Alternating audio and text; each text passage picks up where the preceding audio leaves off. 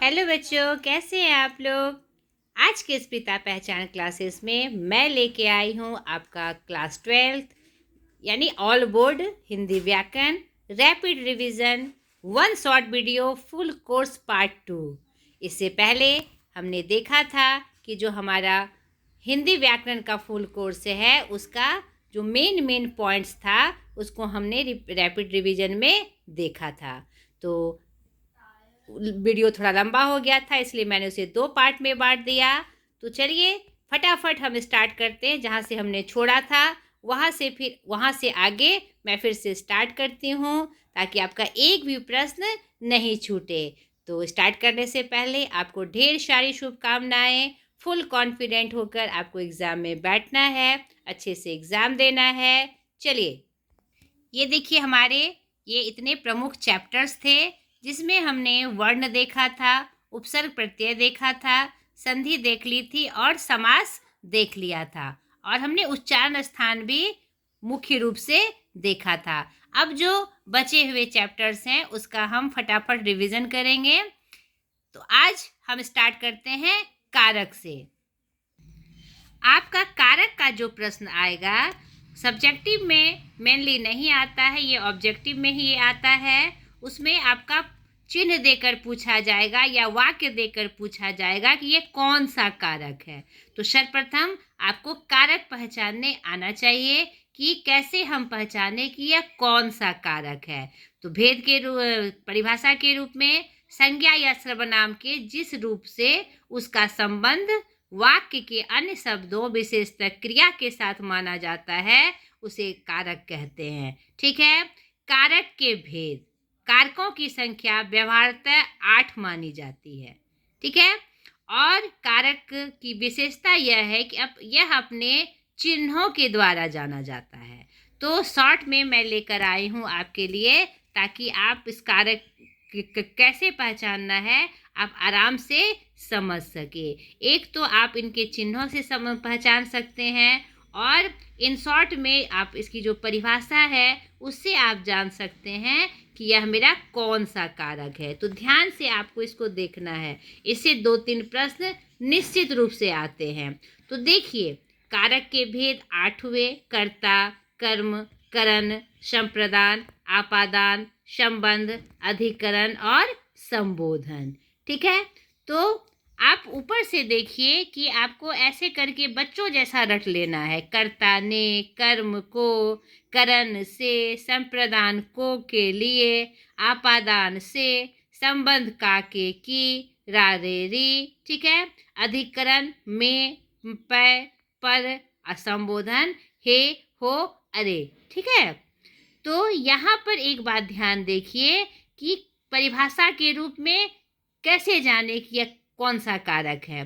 तो जो काम करे, एक तो पहले हमने चिन्ह से इनको जाना। ये चिन्ह जिसमें जिसका जो चिन्ह है वो आता है। चिन्ह में आप देखिए एक जगह 2 बात आती है कि विभक्ति या चिन्ह एक ही बात है। तो आप करण में भी देखिए से है और आपादान में भी से है। ध्यान से देखिए, आपने पहले भी इसको पढ़ा है, मैं सिर्फ रिवीजन करा रही हूँ। तो करण से का मतलब होता है के द्वारा, साधन। किसी साधन से जब हम कोई काम करें, क्रिया करें, तो वह मेरा करण कारक होता है। और आपादान में जो से चिन्ह है उसका मतलब होता है जुदाई। ठीक है। तो यहाँ पर आपको ये बात याद रखनी है। और एक मैं इसमें एक और चीज़ बताऊंगी जो आपके 12th के लेवल में आता है आपादान के बारे में, कि और जुदाई के अलावा और आपादान कारक में से का प्रयोग किस किस के साथ होता है। तो ध्यान से आप यहाँ पर वीडियो में बने रहिए। तो परिभाषा के रूप में कर्ता कारक क्या हुआ, जो काम करे। राम पढ़ता है, राम ने पढ़ा, तो राम यहाँ करता है। कर्म, जिस पर क्रिया का फल पड़े, हम जो क्रिया करते हैं जिस पर उसका फल पड़े वह मेरा क्या होता है, कर्म कारक होता है। जैसे देखिए, राम ने रावण को मारा, तो मारने का फल किस पे पड़ा, रावण पे पड़ा। को मारा और को चिन्ह से भी जाना जाता है, तो रावण यहाँ क्या हो गया, कर्म हो गया। अब देखिए, राम भात खाता है, राम भात खाता है, तो खाने का फल किस पे पड़ रहा है? भात पे पड़ रहा है। तो यहाँ भात भी क्या हो गया? कर्म हो गया। क्लियर हो गया? अब देखिए, करण से, जिसके द्वारा काम हो, उसने उसे लाठी से मारा। किससे मारा? लाठी से। तो लाठी यहाँ क्या हो गया? करण हो गया, साधन हो गया। संप्रदान, को के लिए, जिसके लिए काम किया जाए। हम जो क्रिया करते हैं, जब किसी व्यक्ति के लिए, वस्तु के लिए, किसी के लिए किया जाए तो वह मेरा संप्रदान होता है। और चिन्ह में को के लिए। सीता राम को मिठाई देती है, तो यहाँ किसको मिठाई दे रही है? राम को। तो राम यहाँ क्या हो गया? संप्रदान। ध्यान देना, यहाँ को, कर्म को में क्रिया का फल जिस पे पड़े, और संप्रदान में जिसके लिए काम किया जाए, इसीलिए इसमें भी को का चिन्ह है। ये बात आपको ध्यान रखनी है। और के लिए चिन्ह तो संप्रदान कारक के लिए होता ही है। धन के लिए नौकरी करो, वह राम के लिए मिठाई लाया, राम को दिया, नहीं तो यह मेरा क्या हो जाएगा? संप्रदान कारक। आपादान, जिसे जुदाई हो, पेड़ से पत्ते गिरते हैं।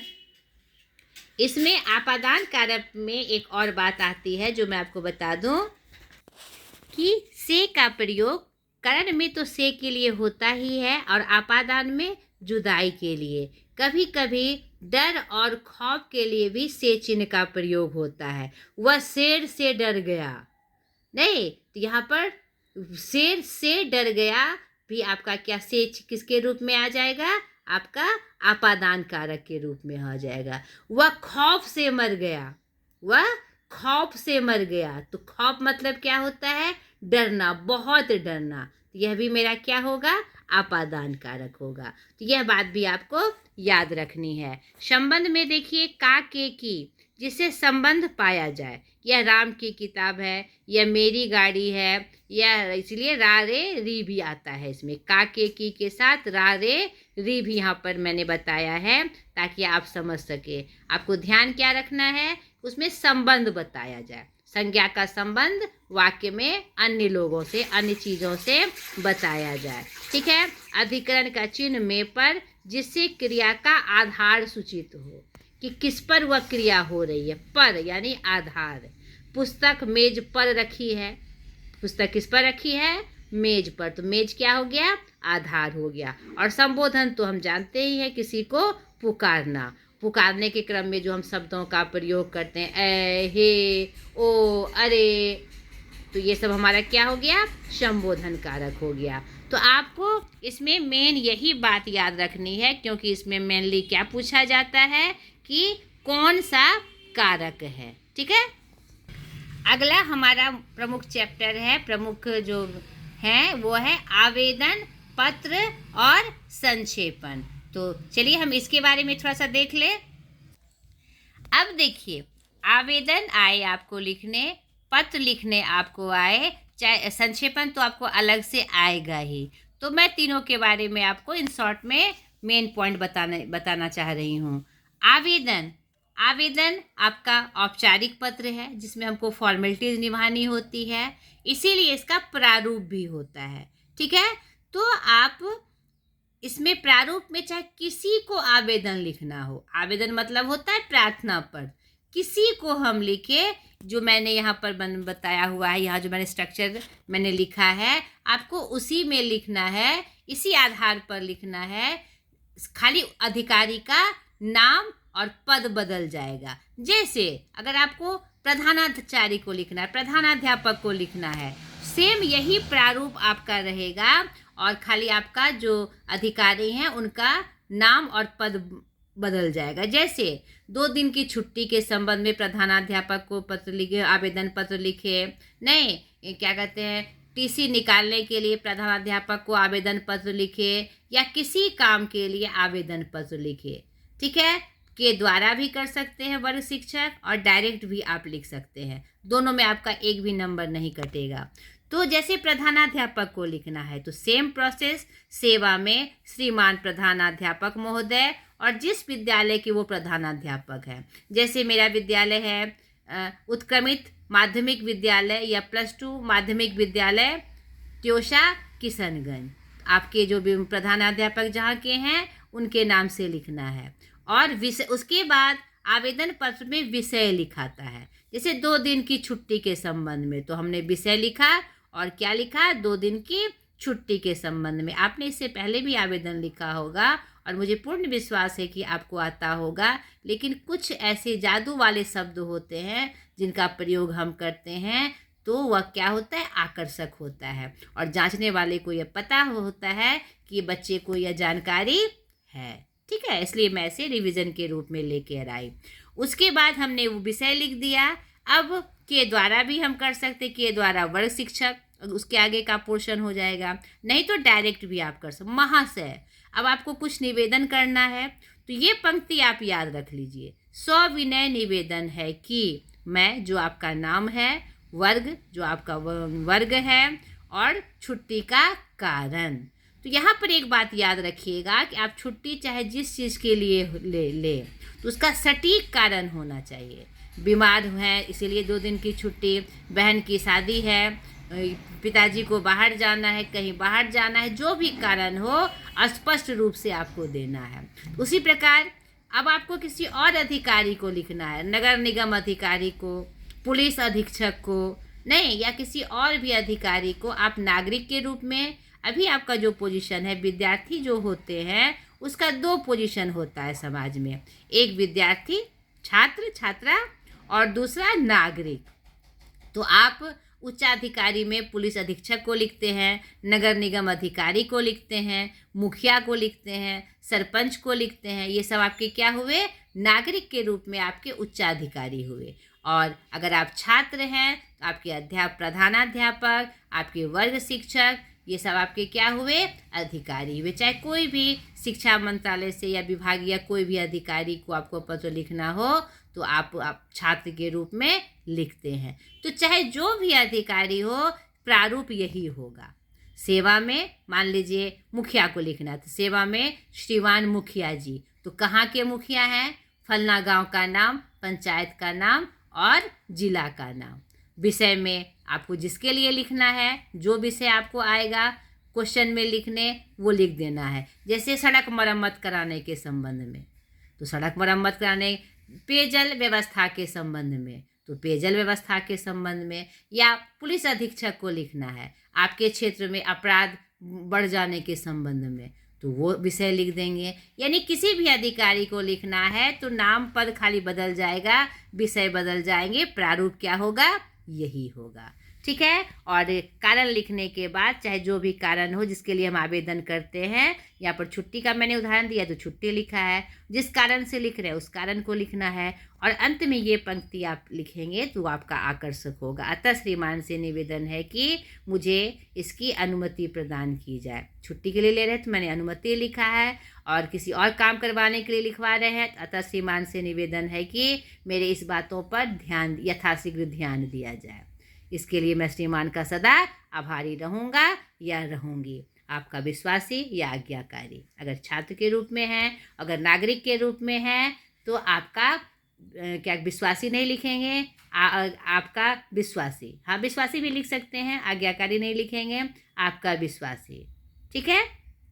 आपका नाम छात्र के रूप में लिख रहे हैं तो वर्ग, रोल नंबर, नागरिक के रूप में लिख रहे हैं अपना नाम और जहाँ जिस गांव के हैं, जिस क्षेत्र के हैं, और उसके बाएं साइड में दिनांक लिखाता है। ये हमारा आवेदन का प्रारूप होता है। अब हमको पत्र लिखना हो तो पत्र हमारा क्या होता है, अनौपचारिक होता है। हम अपने संबंधियों को लिखते हैं तो पत्र में कोई ज़्यादा फॉर्मेलिटीज नहीं निभानी होती है। इसमें दिनांक लिखना होता है, स्थान लिखना होता है। ठीक है। और संबोधन लिखना है। माता पिता को लिख रहे हैं तो पूजनीय माता, पूजनीय पिता को लिख रहे हैं पूजनीय पिताजी। ठीक है। सादर प्रणाम, कुशल हूँ और आपकी कुशलता की कामना करता हूँ या करती हूँ। विशेष बात यह है कि जिसके लिए आपने पत्र लिखने का कारण जो है उसके बारे में लिखते हैं, और अंत में आपका स्नेहिल जो आपका नाम है। ठीक है। या आपका बेटा, आपका सुपुत्र, आपकी सुपुत्री, ऐसे हम लिखते हैं। अन्य बड़ों को लिखना है तो आदरणीय, चाचा, ताता, भैया, नहीं जो भी आपके रिश्तेदार हैं आदरणीय करके लिखते हैं, प्रणाम करके लिखते हैं। माता पिता को स्पेशली पूजनीय लिखा जाता है, जिससे आप आकर्षक बनता है। नहीं, आप नियम का पालन करते हैं। बड़ों को प्रणाम। बराबर वालों को, छोटे को लिखना है तो प्रिय करके हम लिखते हैं, नाम लिख के, या प्रिय मित्र करके। प्रिय मित्र जो भी आपके मत मित्र का नाम है, नमस्ते। और इसमें विशेष कोई फॉर्मेलिटीज नहीं होता है, अंतिम में आपका मित्र, तुम्हारी सहेली, ये करके हम लिखते हैं। ठीक है। संक्षेपण, किसी बात को संक्षेप में लिखना। तो आपको क्या करना है, संक्षेपण में कोई बहुत बड़ी बात नहीं है। जो भी आपका अंश दिया रहेगा उसका संक्षेपण करने आपको कहेगा, तो उस पहले जो दिया हुआ अंश है उनके शब्दों को आपको गिन लेना है। ठीक है। और उसके बाद 3 से आपको भाग देना है। तो जितना आएगा उतने शब्दों में आपको जो उसकी मुख्य बातें हैं उसको संक्षिप्त करके लिखनी है। तो ये आपका संक्षेपण भी हो जाएगा। मैंने वैसे संक्षेपण का वीडियो डाला हुआ है डिटेल से, अगर आपको मौका मिले तो उसे ज़रूर देख लीजिएगा, क्योंकि संक्षेपण एक अलग से आपका प्रश्न पत्र आएगा। ठीक है।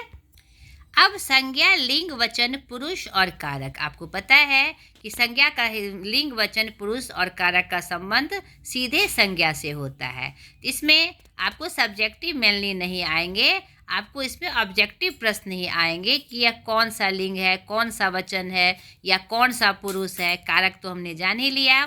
या फिर मान लीजिए अगर आपको परिभाषा या भेद भी आता है तो आपको कर लेना है। किसी व्यक्ति, वस्तु, स्थान एवं भाव के नाम को संज्ञा कहते हैं। उसके 5 भेद हैं: व्यक्तिवाचक, जातिवाचक, द्रव्यवाचक, समूहवाचक और भाववाचक। व्यक्तिवाचक किसी विशेष व्यक्ति, वस्तु के लिए नाम को कहते हैं। जाति, पूरी जाति के नाम को, यानी संज्ञा का संबंध नाम से होता है।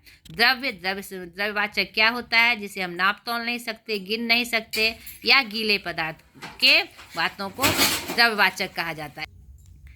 और जिसे हम गिन नहीं सकते या गीले पदार्थ को के नाम को क्या कहते हैं, द्रव्यवाचक। नहीं, दूध, पानी, तेल, अनाज जो भी इतना है, चावल, दाल, गेहूँ, ये सब क्या आता है, द्रव्यवाचक में। समूह, समूह में जो नाम आता है, अंगूर का गुच्छा, चाबी का गुच्छा, गुलदस्ता, सेना, ये सब हमारा क्या है, समूहवाचक का नाम है। भाव, भाव यानी भाव के नाम का नाम होना चाहिए। नहीं, ईर्ष्या, घृणा, प्रेम, खुशी, ये सब हमारे क्या है, भाव है। लिंग क्या बताता है, संज्ञा का जाति बताता है कि वह स्त्रीलिंग है कि पुल्लिंग है। ठीक है। तो इसमें आपको प्रश्न आ सकते हैं कि यह स्त्रीलिंग है कि पुल्लिंग है। शब्द दे दिया जाएगा, आपको स्त्रीलिंग पुल्लिंग पूछेगा। 2 ही चीज़ इसमें आते हैं, और इसमें निर्जीव चीज़ों का भी स्त्रीलिंग पुल्लिंग आता है। ये बात आपको याद रखनी है। लिंग कितने प्रकार के होते हैं, 2 प्रकार के होते हैं। कभी कभी ये प्रश्न भी दोहराया जाता है, पुल्लिंग और स्त्रीलिंग। वचन क्या बताता है, जिसे संज्ञा की संख्या पता चले, नहीं कि वह एक है कि अनेक है। और वचन कितने होते हैं, 2 होते हैं। इसमें आपका प्रश्न आ सकता है एक वचन से बहुवचन बनाना या बहुवचन से एक वचन बनाना। इसमें एक और प्रश्न आता है, वचन बदले।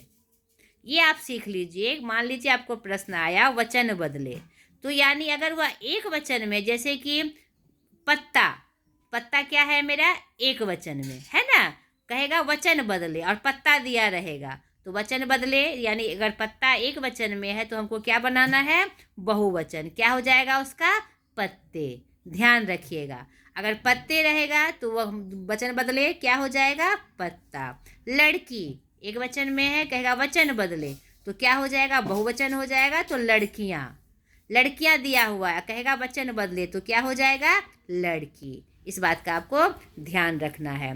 पुरुष क्या होता है, जिससे संज्ञा की अवस्था का पता चले, नहीं कि वह कहने वाला है कि सुनने वाला है कि जिसके बारे में बात की जाती है। तो पुरुष हमारे कितने होते हैं, 3 होते हैं। प्रथम पुरुष या उत्तम पुरुष उसको बोला जाता है, मध्यम पुरुष और अन्य पुरुष। मैं, हम लोग प्रथम पुरुष हुआ, उत्तम पुरुष।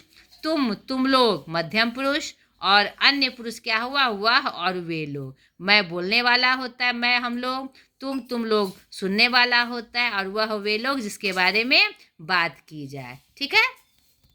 देखिए, मान लीजिए शब्द आपका आ गया, तो शब्द हम जानते हैं क्या होता है, यह भाषा की लघुत्तम इकाई होती है, नहीं, और वर्णों के मेल से शब्द का निर्माण होता है। इसमें आपको आ जाएगा ये कौन सा शब्द है। शब्दों का जो वर्गीकरण होता है वह हमारा होता है दो, मेनली 5 तरह से, ठीक है। भेद, सार्थक और निरर्थक। तो हिंदी व्याकरण में सार्थक शब्दों का ही प्रयोग किया जाता है। इसका वर्गीकरण जो 5 तरह से होता है उसका नाम आपको पता होना चाहिए। पहला है रचना या बनावट के अनुसार, उसके 3 भेद हैं। रचना या बनावट के अनुसार शब्द के 3 भेद, रूढ़, यौगिक, योग रूढ़, ठीक है।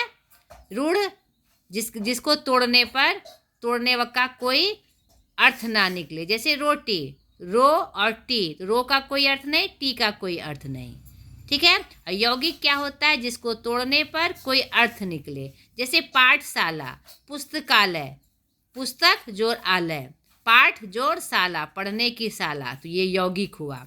और योग रूढ़ क्या हुआ मेरा, जिससे तोड़ने से अर्थ तो निकले ही दोनों पाठ का और उसका विशेष अर्थ भी निकले। लंबोदर, लंबा उदर, 2 पाठ हुआ, दोनों का अर्थ निकला। और लंबोदर किसे कहा जाता है, गणेश को, तो वो मेरा क्या हुआ, योग रूढ़ हो गया। दूसरा है उत्पत्ति या जन्म के आधार पर, तत्सम, इसके 5 भेद होते हैं। ये बात आपको विशेष रूप से याद रखनी है। तत्सम, तद्भव, देशज, विदेशज एवं संकर, यह किसके अनुसार शब्द के भेद हैं, उत्पत्ति या जन्म के आधार पर। तत्सम क्या होता है, जो संस्कृत से सीधा हम हिंदी में प्रयोग करते हैं, अग्नि, कार्य, पुत्र, सूर्य आदि। तद्भव क्या होता है, जो संस्कृत से रूप बदलकर हम प्रयोग करते हैं। नहीं, अग्नि को हमने आग बना दिया, कार्य को हमने काम बना दिया, पत्र को हमने चिट्ठी बना दी, ठीक है। देशज क्या होता है, देश की भाषा में जो हम प्रयोग करते हैं। हमारे देश में राज्य हैं, बहुत सारे राज्य हैं, 29 राज्य हैं, 29 राज्य के फिर अपने अपने ज़िले हैं, उसमें अपनी अपनी भाषा में शब्दों का प्रयोग होता है, तो वह मेरा देशज शब्द होता है। विदेशज क्या हुआ, जो विदेशी भाषाओं से आते हैं, अंग्रेजी, उर्दू, फारसी, अरबी, रशियन, जर्मन, जो भी शब्द हिंदी में प्रयोग होते हैं हिंदी बोलने के क्रम में, वह मेरा विदेशज शब्द होता है। और संकर क्या होता है, 2 भाषाओं का मिला हुआ, 2 देशों का मिला हुआ, यानी 2 भाषाओं का मिला हुआ शब्द। जैसे रेलगाड़ी, रेल हमारा क्या है, इंग्लिश शब्द है, और गाड़ी हमारा हिंदी शब्द है, तो उसे संकर शब्द कहते हैं।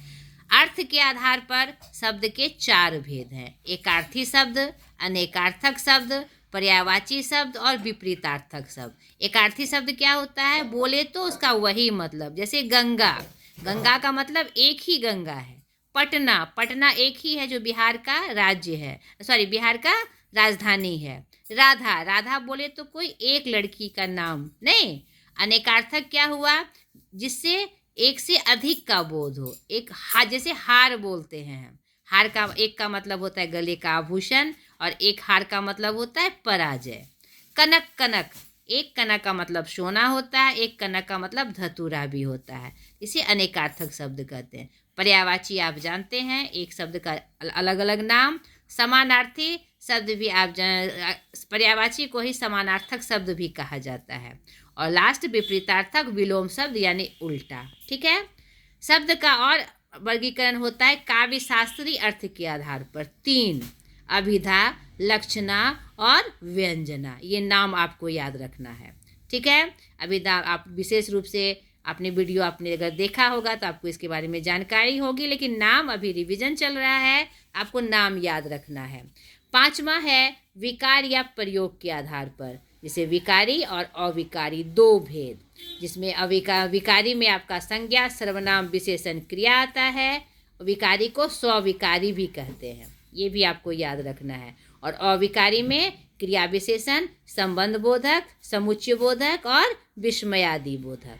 तो इसमें आपको संज्ञा का भेद याद होना चाहिए कि 5 भेद हैं, सर्वनाम के कितने भेद हैं, 6 भेद हैं, विशेषण के 4 भेद हैं, उसका नाम आपको पता होना चाहिए, इन शॉर्ट में आप देख लीजिएगा। और क्रिया के भेद, क्रिया की परिभाषा और उसके भेद, जिससे हम जान सके यह कौन सा शब्द है, ठीक है।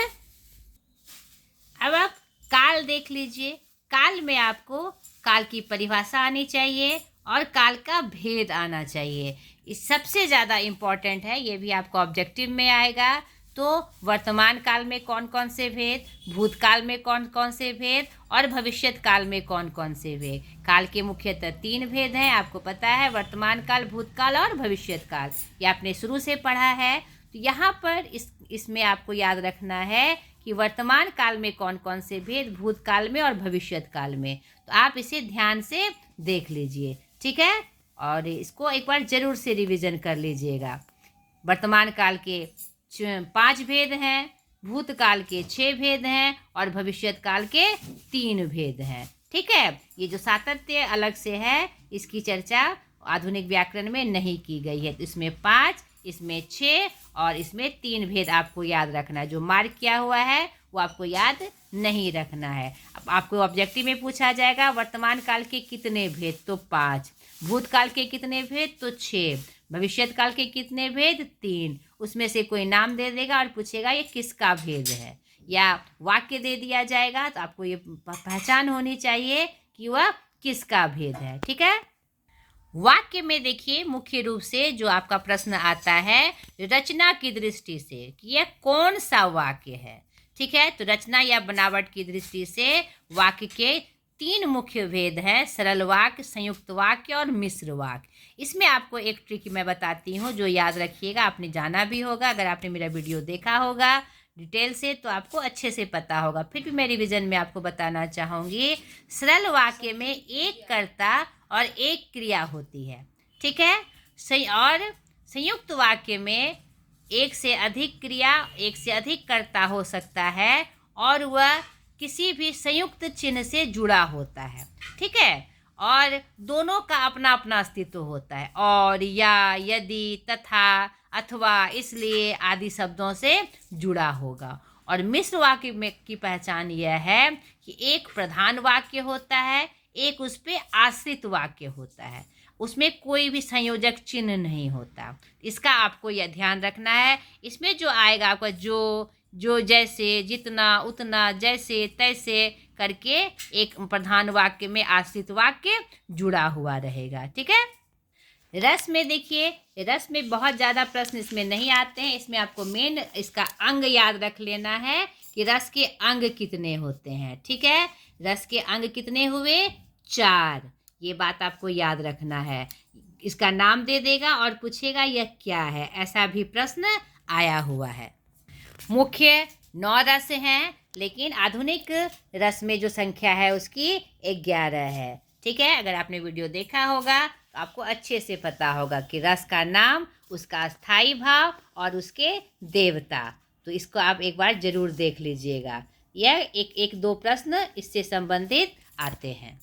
अलंकार में भी आपको विशेष बात याद नहीं रखनी है। अब इसमें भी 1-2 प्रश्न आते हैं, कभी कभी इसमें सब्जेक्टिव आता है, तो आप इसका एक बार बढ़ा के आप इसका वीडियो देख लीजिएगा। लेकिन मुख्यतः ऑब्जेक्टिव प्रश्न इसमें आते हैं कि यह कौन सा अलंकार है, ठीक है। या कोई दे देगा, पद दे देगा, कोई अर्थ संबंधित उसका कोई 1-2 पंक्ति दे दी जाएगी और पूछेगा कि यह कौन सा अलंकार है। इसमें आपको पहचानने आना चाहिए कि कौन सा अलंकार है। अलंकार के 2 भेद हैं मुख्यतः, शब्दालंकार और अर्थालंकार, ठीक है।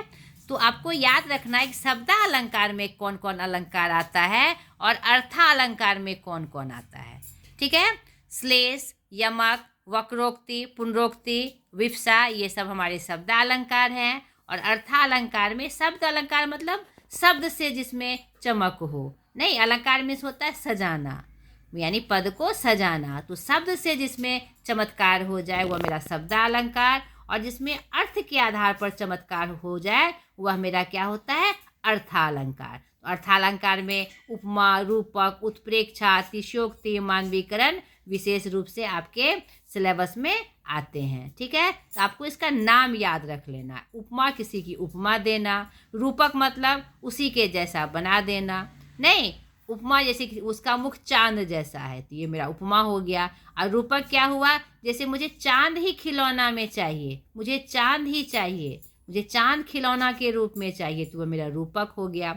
उत्प्रेक्षा मतलब होता है संभावना, जिसमें मानो, मनु, जानो, जनु वाले शब्द आते हैं। अतिशयोक्ति क्या होता है, किसी बात को बहुत बढ़ा चढ़ा के बोलना जो कि संभव नहीं है, रियलिटी में जो संभव नहीं है। और मानवीकरण क्या होता है? जो प्राकृतिक चीज़ों को मानवीकरण कर दिया जाए। समुद्र में लहरें उठ रही है, नहीं मगर मेघ नाच रहे हैं, क्या मेघ नाच संभव है? लेकिन हमने उनका मानवीकरण कर दिया। नाचने का काम कौन करता है? मानव करता है। तो प्राकृतिक चीज़ों का मानवीकरण कर देना, मानवों जैसा व्यवहार कर देना मानवीकरण है। ठीक है। श्लेष, यमक, वक्रोक्ति, पुनरोक्ति आसान है, ये आपने 9-10 के लेवल में भी पढ़ा है, आपको इसका ध्यान रखना है। और अलंकार में विशेष रूप से कोई बातें नहीं है। तो यहाँ तक जो आपका तो जितने आपके प्रमुख चैप्टर्स थे मैंने सबका रिवीजन करवाया, अच्छे से आप करके जाइए। और भी अगर कुछ छूटा हो तो आप, अगर लगता है कि आपको वो नहीं हो पाया है, तो मेन वीडियो देखकर आप उसे ज़रूर कंप्लीट कर लीजिएगा। आप एग्ज़ाम नहीं है, इसीलिए छोड़ना किसी को नहीं है, आपको बेस्ट करके आना है बेटा।